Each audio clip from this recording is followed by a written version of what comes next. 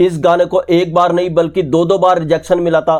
शंकर जयकिशन की सूझबूझ से गाना फिल्म के अंदर आया था। शंकर जयकिशन के लिए चैलेंज बन गया था ये गाना। मुकेश जी पहले इस गाने को गाने वाले थे, मगर मुकेश जी को भी इस गाने से बाहर करवा दिया गया था। इस गाने को आज ना तो फिल्म संगीत के इतिहास से हटाया जा सकता है, ना लोगों के दिलों से भुलाया जा सकता है। ये खासियत है इस गाने की।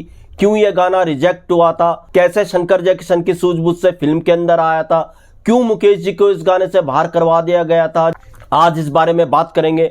दोस्तों, चैनल पर नए तो चैनल को सब्सक्राइब कर लीजिएगा, बेल आइकन भी प्रेस कर लीजिएगा ताकि नोटिफिकेशंस आप तक पहुंचती रहे। नमस्कार, मैं महेश कुली बॉलीवुड संगीत के सफर से।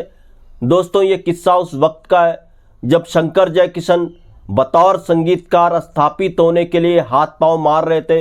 बरसात जैसी हिट फिल्म वो दे चुके थे, काफी नाम उनका हो चुका था, मगर एक पहचान जो उनको बनानी थी अब भी बहुत कुछ बाकी था। इसलिए फिल्में वो कर रहे थे और वो चाहते थे हर फिल्म के अंदर परफेक्शन हो, हर फिल्म के अंदर जो वो गाने दे नायाब हो, अलग उनकी क्रिएशन हो। शंकर जयकिशन ने इसलिए एक अलग रिवाज शुरू किया था। फिल्मी गानों में अपने वो ज्यादा इंस्ट्रूमेंट का इस्तेमाल करते थे। इससे पहले कोई और म्यूजिक डायरेक्टर ऐसा नहीं किया करता था। यह खासियत थी शंकर जयकिशन की। तो ये फिल्म जिसके गाने का किस्सा मैं आपको बताने जा रहा हूं, शंकर जयकिशन के लिए इसलिए भी चैलेंज थी क्योंकि इस फिल्म में थे दिलीप कुमार। अब तक राज कपूर के लिए वो गाने दे चुके थे, अब दिलीप कुमार के लिए इनको गाने देने थे, जो अपने आप में एक बहुत बड़ा चैलेंज था। तो खैर 85 के दशक की ये बात है, तब दिलीप कुमार की इस फिल्म में वो संगीत दे रहे थे, इस फिल्म के गाने बना रहे थे। एक बहुत ही महत्वपूर्ण गाना उन्होंने कंपोज किया। ये गाना बनाया था उन्होंने मुकेश जी के लिए। मुकेश जी को इस गाने को गाना था, तय था कि मुकेश जी इसको रिकॉर्ड करेंगे। मगर जब ये गाना उन्होंने दिलीप कुमार साहब को सुनाया, अब गाना दिलीप कुमार साहब को पसंद तो आया, मगर उन्होंने शंकर जयकिशन से कहा, आपने ये गाना मुकेश जी के लिए बनाया है, मगर इस गाने को आप मुकेश जी से मत गवाइए, इसको आप गवाओ तलत महमूद से। अब शंकर जयकिशन को खुद को साबित करना था, इसलिए उन्होंने दिलीप कुमार साहब की बात रखी। तय हुआ कि इस गाने को मुकेश जी नहीं बल्कि तलत महमूद ही इस गाने को गाएंगे। तो खैर सब कुछ तय हो गया। तलत महमूद साहब इस गाने के लिए तय हो गए। ये वो दौर था जब फिल्म के गाने डायरेक्टर, प्रोड्यूसर, एक्टर ही नहीं सुना करते थे, बल्कि जो फिल्म के डिस्ट्रीब्यूटर्स हुआ करते थे उनकी भी दखल अंदाजी गीत संगीत में रहा करती थी। तो इस फिल्म के जो डायरेक्टर प्रोड्यूसर थे अमिया चक्रवर्ती, जब उनको गाने सुनाए गए तो उन्होंने शंकर जयकिशन को कहा, आप एक काम कीजिए, इन गानों को डिस्ट्रीब्यूटर्स को भी सुनाइए। शंकर जयकिशन राजी हो गए।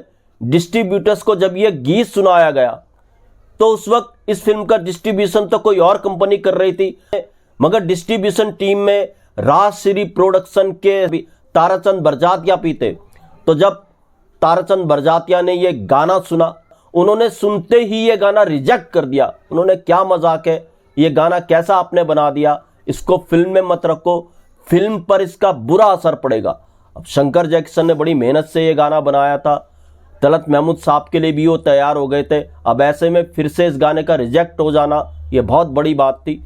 तो उन्होंने अमिया चक्रवर्ती को समझाया कि ये गाना कितना जरूरी है कि फिल्म में इस गाने को रखा जाए। अब अमिया चक्रवर्ती की समझ में तो ये बात आ रही थी, फिल्म के जो डिस्ट्रीब्यूटर्स थे उनकी समझ में ये बात नहीं आ रही थी। तो कई आर्टिकल्स में ये भी बताया गया कि शंकर जयकिशन ने यहां तक कहा कि अगर ये गाना फ्लॉप होता है, ये फिल्म फ्लॉप होती है, तो इसके संगीत का वो पैसा नहीं लेंगे। तो खैर काफी जद्दोजहद के बाद ये गाना फिल्म के अंदर आया, और जब दिलीप कुमार साहब पे गाना पिक्चराइज हुआ और फिल्म लोगों के बीच में आई, ये गाना इतना ज्यादा सुपर डुपर हिट हुआ कि आज तक ये गाना नायाब है, ये गाना अमर है। तलत महमूद साहब के जो गाने हैं, जितने भी गाने हैं, उन गानों में सबसे टॉप पर आता है ये गाना। ये खासियत है इस गाने की, और दिलीप कुमार साहब की पहचान भी बना था उस वक्त में ये गाना।